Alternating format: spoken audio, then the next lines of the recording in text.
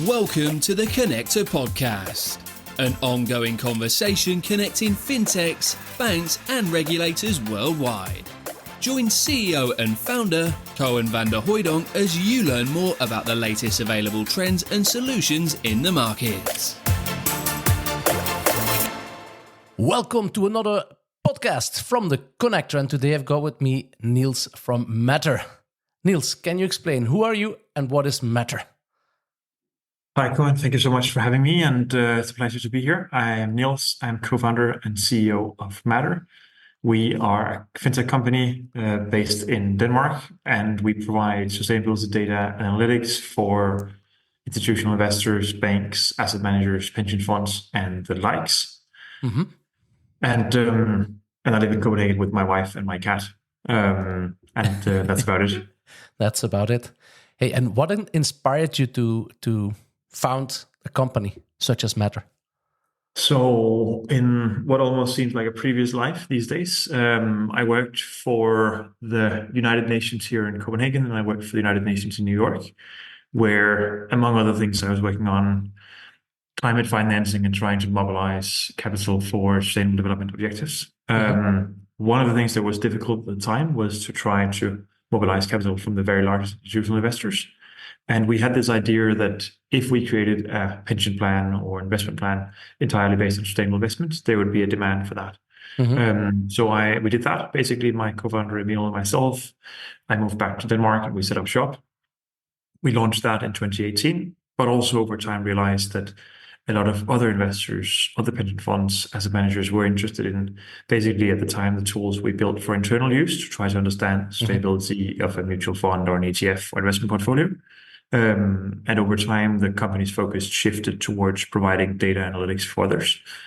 And we've been doing that for the past 4 or 5 years, and here we are. Yeah, and you have. That's where it comes from. Yeah, nice. Thank you very much. And because you guys are very much specialized in measure real-world impact, right? Can you elaborate a little bit what makes you special as a ESG sustainability data provider? So sort of historically, the way we understand ESG is very much through the lens of the financial risk to a company. So not necessarily understanding what is the impact that a company has on the world, of the communities, of the society outside of its doors, but what is the risk of an investor of incurring some sort of financial loss by investing in that company because the company is not capable of managing its environmental, social, and governance-related risks. So that is sort of the very traditional way of viewing things, where the company is at the center of the stage, and we're looking at what does this mean from a financial risk perspective. We try a little bit to take the other route and try to understand not only what is the financial risk to an investment in the company, but what is also the company's own influence and effect and impact on the world around it, and try to get a solid understanding of what is, of course, both those risks and what is the impact that the company has for different lenses, basically. So both understanding from a social perspective, from environmental performance, etc. That has always been what we've been trying to do, and that's been the background for what we set out to do with Matter. So you could say that every data that you provide, it's proven data, or can be tracked back, if I may say it like this. So we provide quite a different range of different data points, right? So ranging from sort of company reported, audited data points in some instances, where we're trying to understand sort of the company's own perspective, or does a policy exist here, yes or no, or what is the annual emissions to water or waste or carbon emissions, etc. That would be one type of data points. We also take in information and insights from a range of external sources of information to be able to get sort of an outside perspective on how a company, or in other instances, a sovereign issuer of debt is performing on sustainability criteria, and typically measured against internationally recognized frameworks such as UNSDGs or Global Compact or whatever else. Those sort of somewhat academic, somewhat difficult frameworks are actually termed. And then again, we use a range of other data points. We also use sentiment analysis of media sources and a ton of other insights to try to get sort of a full perspective on how a company is performing. Well, a couple of months ago, actually last year, it was the EFMA that came up with a whole document or a market information piece where they said there's too many data providers in the market. I'm talking about the asset management space. And I think you guys managed to stand out of that. And some even say you're the next generation of data providers, especially when it comes up to ESG data. But is this predominantly because of technology, or what is the reason why they say that? It's probably a combination of a few things, right? So in sort of in a traditional sense, there is this difference between whether we view sort of the main objective of ESG, so to speak, is to understand the financial risk that companies run, or whether it is to understand the influence that companies and sovereign actors has on societies and the world around them, basically. Mm-hmm. That is really one sort of distinction. Another one is probably also in terms of technology.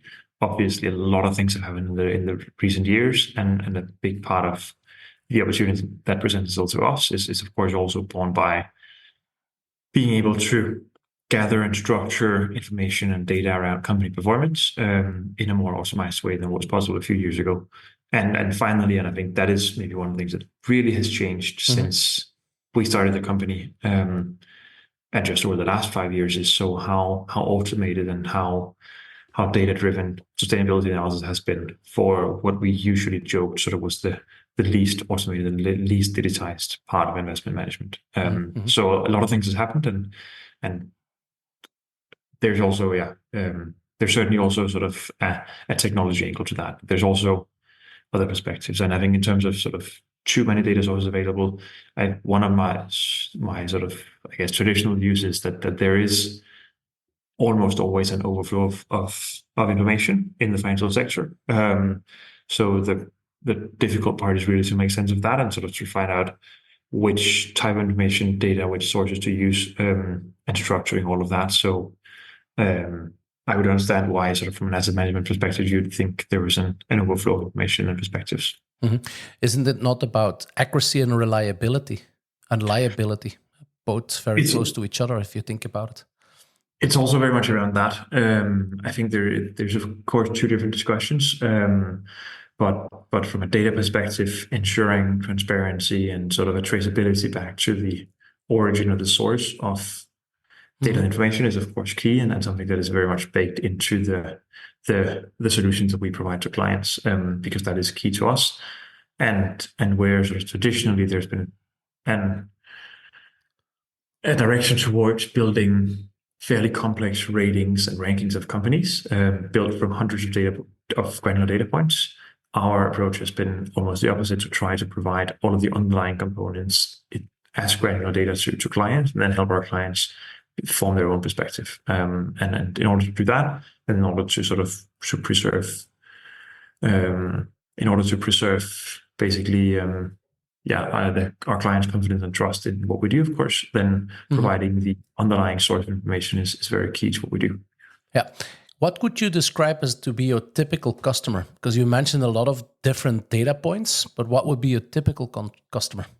That there's not one typical client. We service a range of different financial institutions. We service platforms that helps, for instance, retail investors navigate sustainability. We help professional asset managers.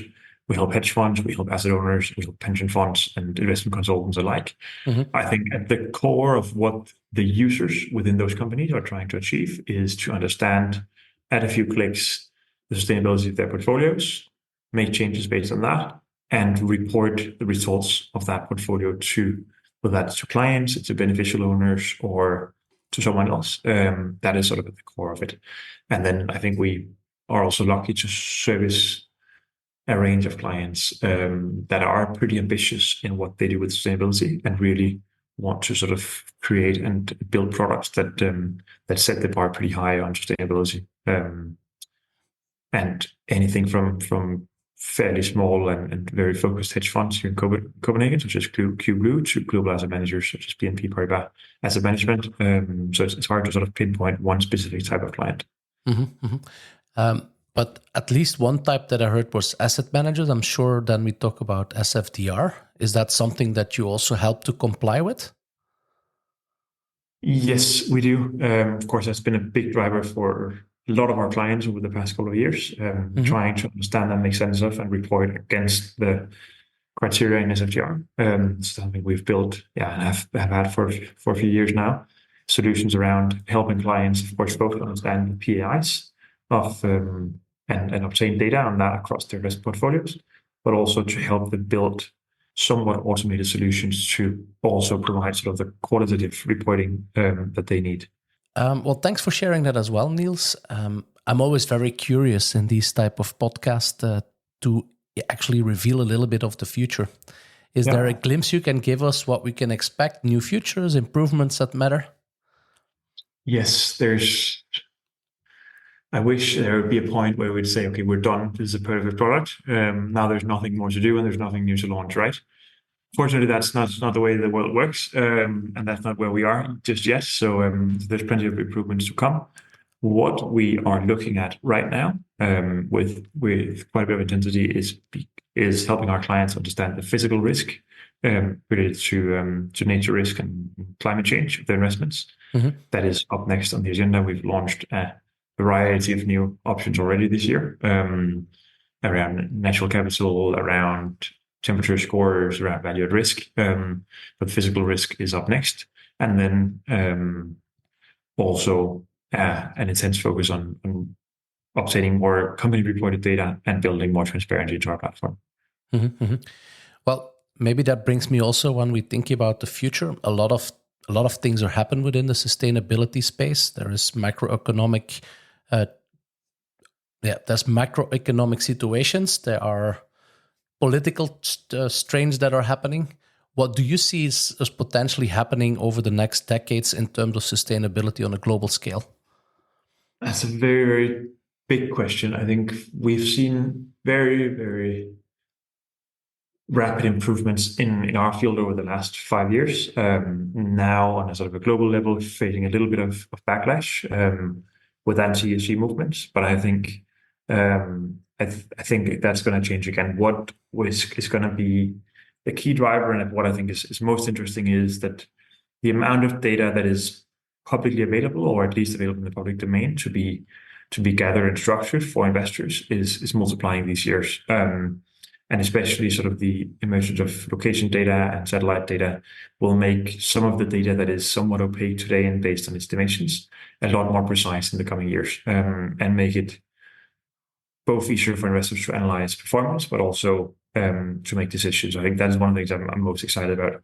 And then also very excited to see sort of the professionalism you see in ESG, in listed equity and fixed income today. Some of that also taking place in other asset classes, in private equity or venture capital, and the same goes for the technology that underpins it today. So at least those are sort of some of the key criteria. A final thing that I think will be interesting to see is there has been some criticism of the divide between sort of the pledges that are being made towards ESG and sustainable investments and then the actual outcomes. So whether that actually leads to any changes, and hopefully with more accurate data, with more accuracy and with more intention in sort of decision making and investment decision making, especially, hopefully we see a lot more outcomes than sort of the pledges we've been used to. So I think those will be the main points. At least from somewhat of a mix of a personal and professional perspective, look forward to in the coming years. From a professional perspective, you actually see in the latest suggestions around SFDR that one of the suggestions is to apply the rating on every investment, not only in Article 8 and 9. I think that would be a very nice way forward, but that's then a personal view, I would say. But hey, I'm sure that a lot of people are very interested in this topic and even more interested to get in touch with you. And since we're already at the end of our podcast, how do people contact you, Niels? There's a lot of ways. The easiest thing is probably just to reach out and find me on LinkedIn, Niels Fibæk Jensen, which of course is a slightly difficult Danish last name. I'll put it in the comments. But that's it. Obviously, reach out to Matter on our website as well, or to Matter directly. Then you'll be in touch with our team as well. I think those are the main social media platforms I happen to be on, and also on email. Great. I'm sure you'll share the details. Thank you very much. Then the only thing that's left is to thank you for this, for your contribution in our podcast, and thank you to the audience. Thank you very much, Niels. Thank you. Bye-bye. Thanks for listening to another episode of the Connector Podcast. To connect and keep up to date with all the latest, head over to www.jointheconnector.com or hit subscribe via your podcast streaming platform.